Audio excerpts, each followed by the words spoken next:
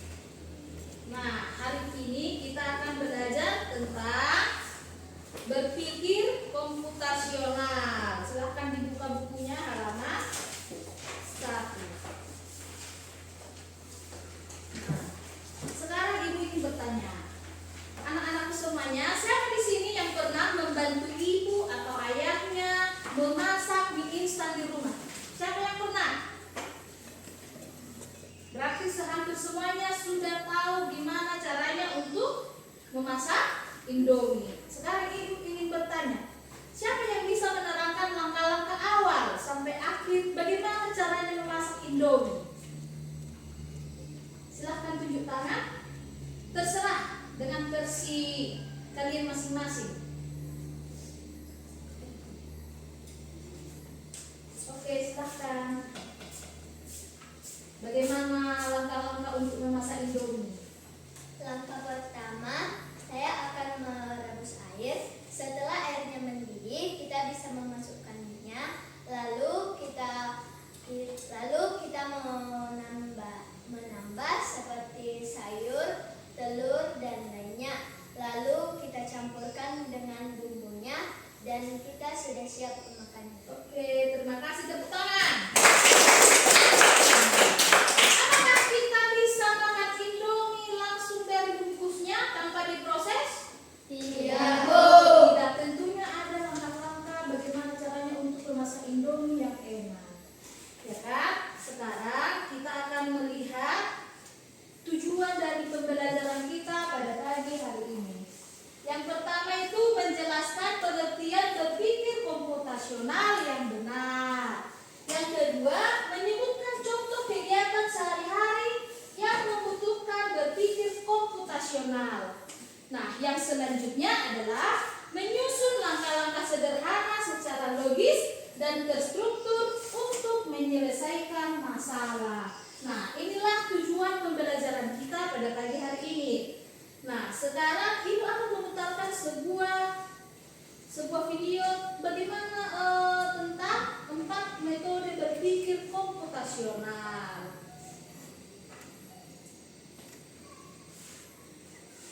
Nah, di sini ada 4 metode berpikir komputasional. Silahkan dilihat baik-baik. 4 metode berpikir komputasional. Yang pertama itu ada dekomposisi. Yang kedua pengenalan pola. Yang ketiga abstraksi. Dan yang keempat adalah algoritma. Nah, dekomposisi ini apa? Nah, bisa dilihat di bukunya. Di bukunya ada itu dekomposisi. Halaman 4. Nah, dekomposisi ini artinya membagi masalah kompleks menjadi bagian-bagian yang lebih kecil. Contohnya, membagi-bagi tugas dalam kebersihan kelas. Kita harus berbagi tugas dalam membersihkan kelas. Ada yang menyapu lantai, ada yang mengepel, ada juga yang membersihkan debu-debu yang ada di kaca. Nah, jadi dekomposisi itu adalah kita membagi masalah tersebut sehingga menjadi bagian-bagian yang lebih kecil. Sama halnya tadi, kayak masak Indomie. Kita harus membaginya menjadi beberapa bagian-bagian kecil mulai dari langkah pertama sampai langkah akhir. Nah, itulah dekomposisi. Nah, yang selanjutnya adalah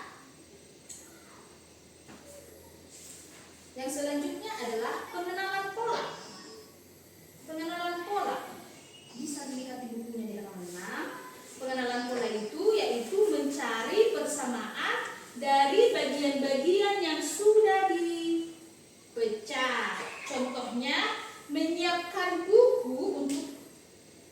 buku sekolah untuk mengikuti jadwal pelajaran yang sudah ada. Contohnya hari Senin, mata pelajaran apa, les pertama, les kedua apa, les ketiga apa, dan seterusnya. Nah, kita dapat menemukan pola dalam kehidupan sehari-hari antara lain.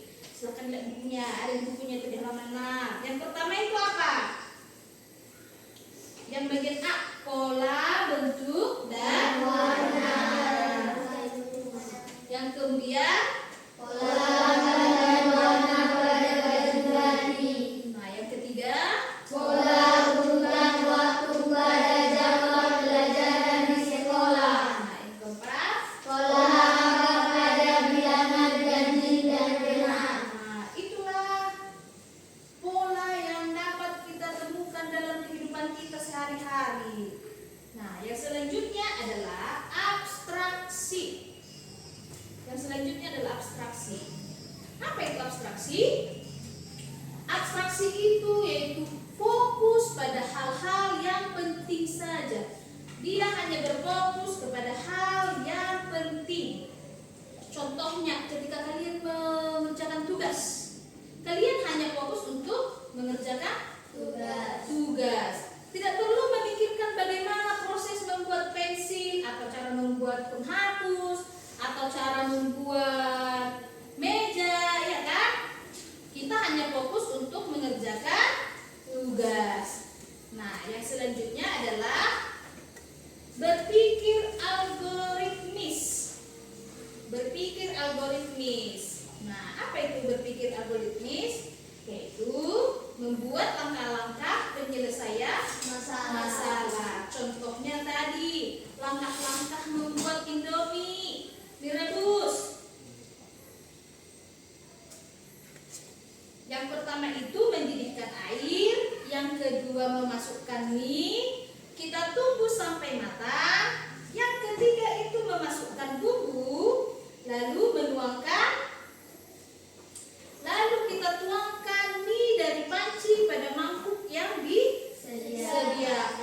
Setelah itu barulah siap mie disajikan. Nah, sekarang kita lihat dulu dekomposisi. Nah, bagaimana cara untuk membuat nasi goreng? Tentunya kita memerlukan alat, bahan, bumbu, serta langkah-langkahnya. Nah, apa alat untuk membuat nasi goreng?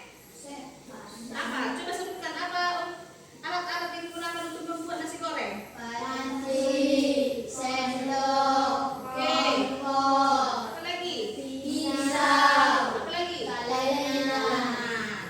Oke.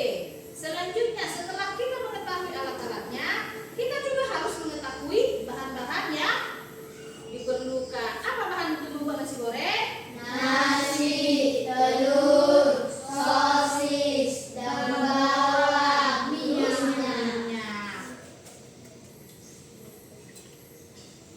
Setelah kita mengetahuinya, terus kita akan melihat bumbu apa yang diperlukan untuk membuat nasi goreng. Yang Kecap, bawang putih, bawang merah, cabai, garam.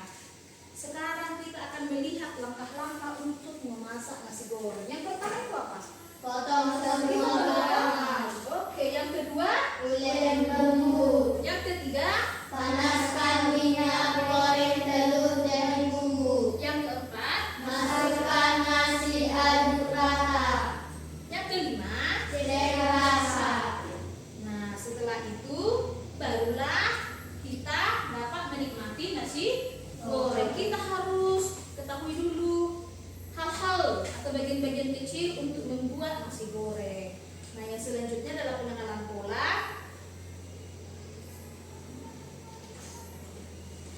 Pengenalan pola. Untuk membuat satu porsi nasi goreng, kita membutuhkan waktu 10 menit. Nah, pola ini bisa kita lakukan kembali ketika kita akan membuat nasi goreng di lain waktu.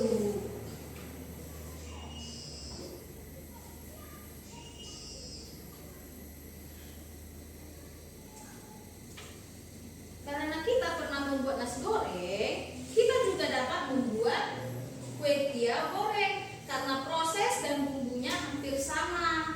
Membuat nasi goreng dan kue tiaw goreng memiliki pola yang hampir sama meskipun bahan dasarnya berbeda. Kalau nasi goreng bahan dasarnya adalah nasi. Kalau kue tiaw goreng bahan dasarnya apa? Mie. Mie tiaw.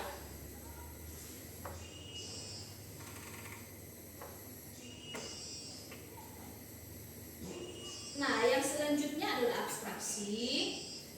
Abstraksi ini yaitu agar lebih efektif dan lebih efisien dalam kurun waktu 10 menit, kita bisa membuat 3 porsi nasi goreng dengan menambahkan bumbu dan bahannya. Nah, agar lebih efektif katanya kita dapat membuat sekaligus 3 porsi dalam waktu yang bersamaan. Dengan catatan kita dapat menambahkan bahan dasarnya dan bumbu. Ketika membuat nasi goreng, kita tidak perlu memperhatikan bagaimana proses pengolahan kedelai menjadi kecap atau proses api biar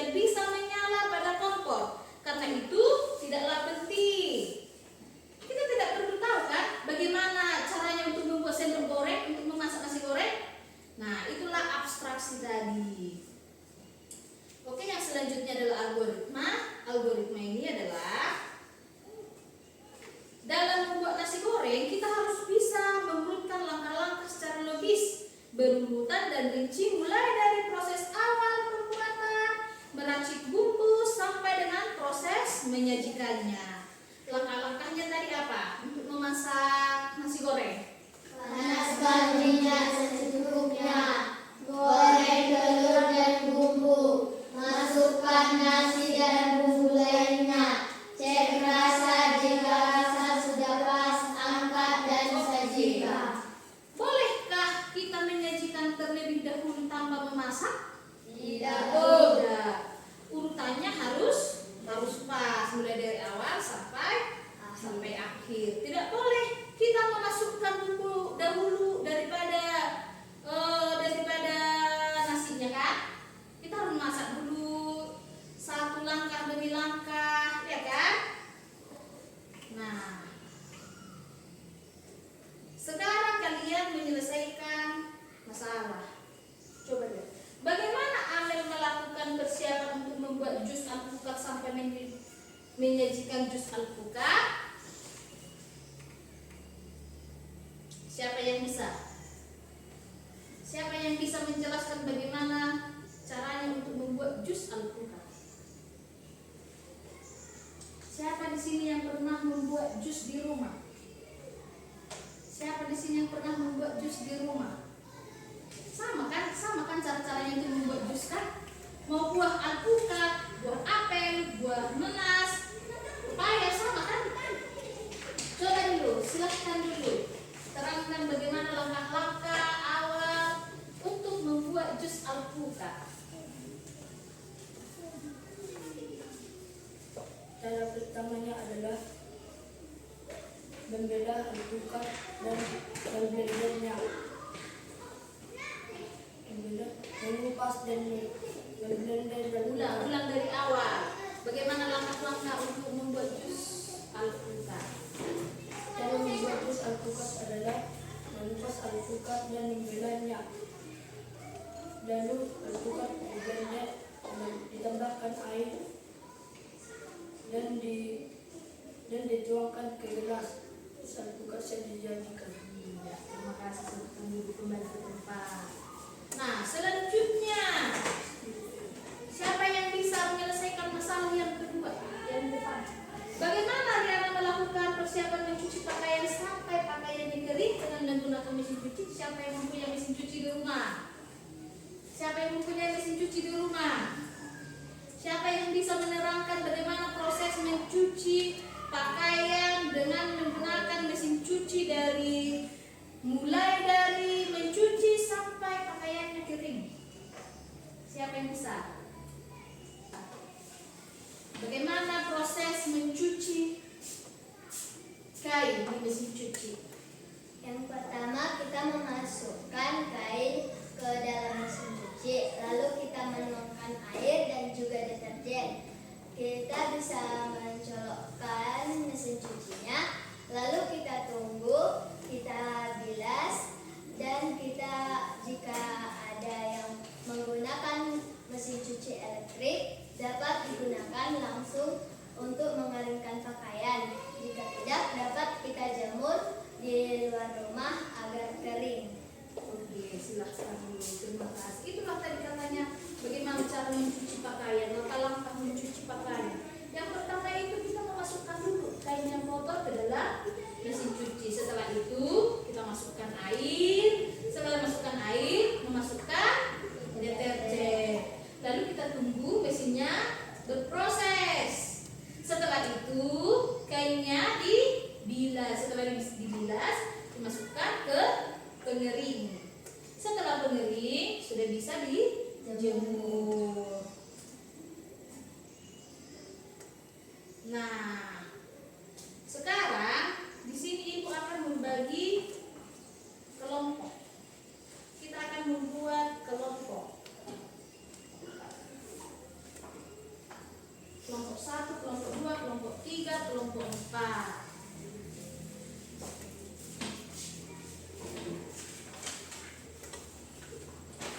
Di sini ada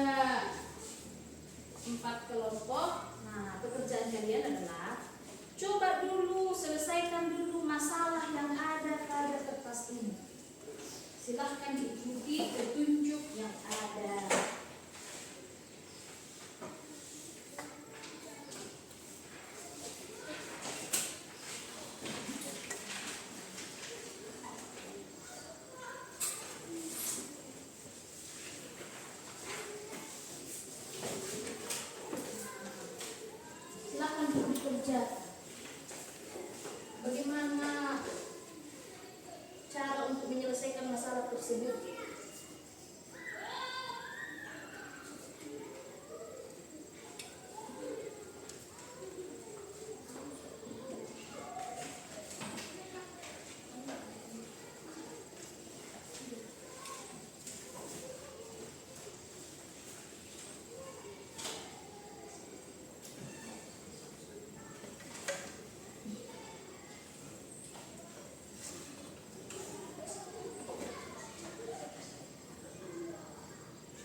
Kita gunakan dengan cara berpikir komputasional. Silahkan dikerjakan dengan cara berpikir komputasional. Nah, contohnya, bagaimana cara kita pergi ke sekolah? Nah, silahkan tuliskan di situ bagaimana langkah-langkah yang ada pada buku tersebut. Silahkan didiskusikan dengan temannya. Silahkan didiskusikan. Itu kegiatan yang kita lakukan sehari-hari kan? Kegiatan yang dilakukan sehari-hari, gampang kan? Bagaimana langkah untuk buka gigi, bagaimana langkah untuk mencuci tangan. Silahkan dituliskan nama kelompoknya. Terserah nama kelompoknya apa. Kelompok dekomposisi kah? Kelompok apa? Berpikir secara algoritma. Kan tadi itu ada tahapan kan? Ini kelompok dekomposisi. Ini kelompok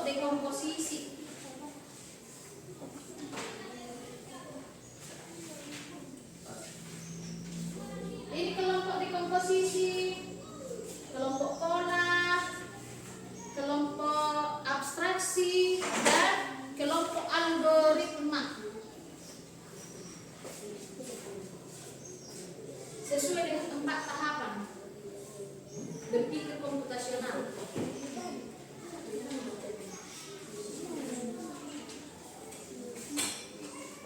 Apakah ada yang bertanya? Kalau ada yang kurang jelas bisa ditanyakan.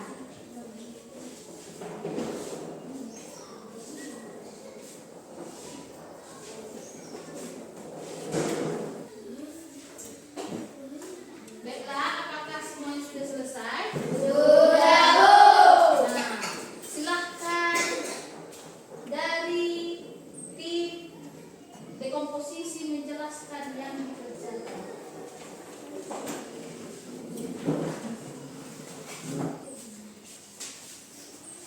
Silahkan bacakan hasilnya.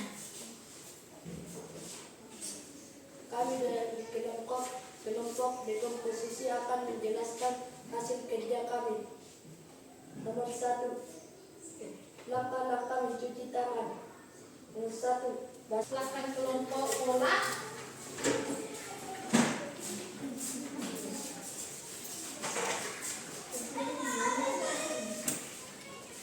Kami dari kelompok pola akan mempresentasikan hasil kerja kami hari ini. Nama anggota Inggris, Serena, dan Brian. Langkah sikat gigi. Potong langkah sikat gigi dari kemudian tempelkan sesuai urutan yang benar. 1. Ambil pasta gigi dan sikat gigi. 2. Sikat permukaan gigi.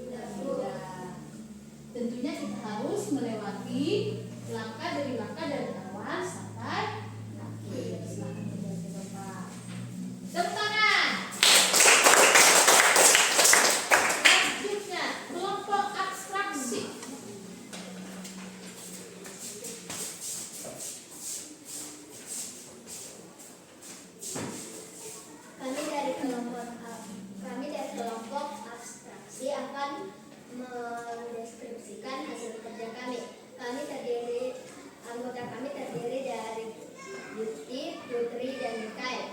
Langkah mencuci tangan. 1. Basahi tangan dengan air bersih.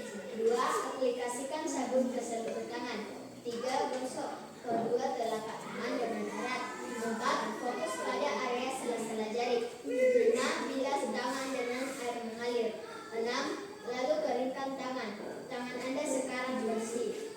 Oke, silahkan dulu coba praktekkan bagaimana cara untuk mencuci tangan. Nah, silahkan dipraktekkan tadi. Yang pertama tadi apa? Yang pertama,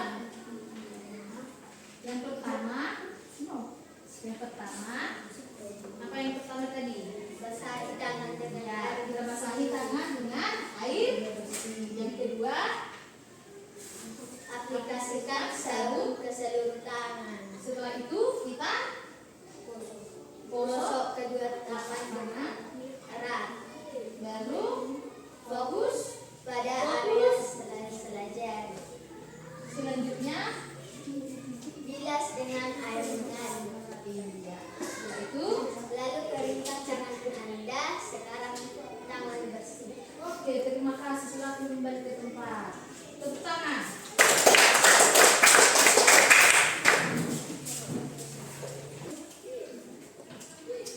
Nah, setelah pembelajaran kita tadi, hadir pada kelompoknya.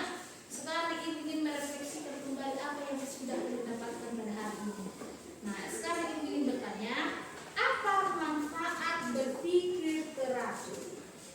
Apa manfaat berpikir teratur? Coba dulu Serena, silahkan dulu. Jelaskan dulu kepada ibu apa manfaat kita berpikir dengan teratur, atau bagaimana apa manfaat kita berpikir komputasional. Apa manfaat? Silahkan berdiri. Manfaat berpikir teratur antara lain: 1. Mempermudah pemecahan masalah. Oke, katanya tadi yang pertama itu mempermudah pemecahan masalah. Selanjutnya, Dengan langkah. Nomor 2. Menghemat waktu dan tenaga. iya, kita bisa menghemat waktu dan tenaga kalau kita berpikir dengan teratur. Yang lainnya siapa yang bisa? Silakan duduk. Yang lainnya siapa yang bisa? Silakan dulu, Saudara Joseph. Juga mengurangi kesalahan. Iya, kita dapat mengurangi kesalahan kalau kita menggunakan cara berpikir kita secara teratur dan secara komputasional. Kita dapat mengurangi kesalahan. Kita tidak akan langsung ceplos-ceplos ketika berbicara karena kita berpikir terlebih dahulu. Selanjutnya, Meningkatkan fokus. meningkatkan fokus, ya kan? Pikiran teratur membuat kita lebih mudah berkonsentrasi pada tujuan utama. Silakan duduk. Siapa yang bisa lagi? Apa itu manfaat dari berpikir teratur? Silakan. Mikael. Komunikasi. Iya, membantu komunikasi. Ide yang tersusun lebih rapi dapat lebih mudah dipahami oleh orang lain. Selanjutnya, Mendukung pengambilan keputusan yang tepat. iya, silahkan dulu. Mendukung pengambilan keputusan yang tepat. Informasi yang diolah secara runtut dapat mempermudah kita menentukan pilihan terbaik. Nah, sekarang kita akan menyimpulkan materi kita. Siapa yang bisa menyimpulkan materi kita pada hari ini? Siapa yang bisa menyimpulkan? Tadi kita sudah belajar tentang berpikir komputasional itu ada 4 tadi. Yang pertama adalah dekomposisi, yang kedua pola, yang ketiga abstraksi, yang keempat berpikir algoritmis. Nah, siapa yang bisa menyimpulkan apa itu berpikir komputasional? Silakan Mika. Apa itu berpikir komputasional? Berpikir komputasional adalah kemampuan manusia dalam berpikir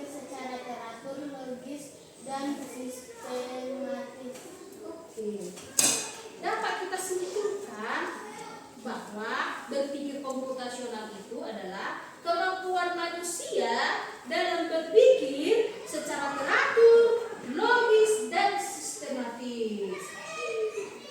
Setelah kita mengetahui pengertiannya tadi, kira-kira apa kegunaannya berpikir komputasional? Kegunaannya, apa kegunaannya berpikir komputasional? Maka Kita dapat memecahkan masalah dengan lebih mudah dan benar. iya, terima kasih. Kita dapat memecahkan masalah dengan lebih mudah dan benar. Nah, sekarang pembelajaran kita telah selesai. Ibu akan membagikan lembar kerja individu. Lembar kerja, silakan dituliskan namanya.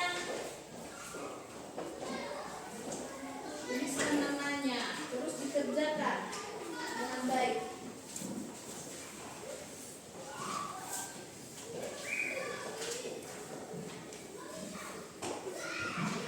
Silakan dikerjakan dengan tahapan berpikir secara komputasional. Silakan dikerjakan masing-masing karena ini adalah tugas individu. Silakan dikerjakan masing-masing.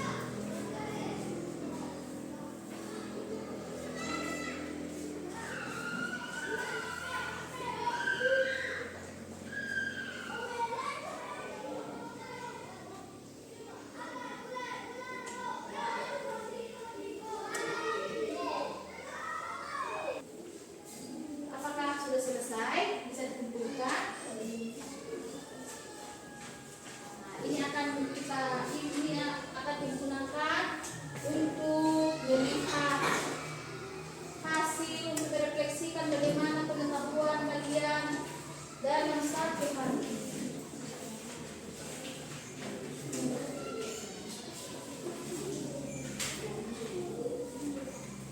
Oke, kita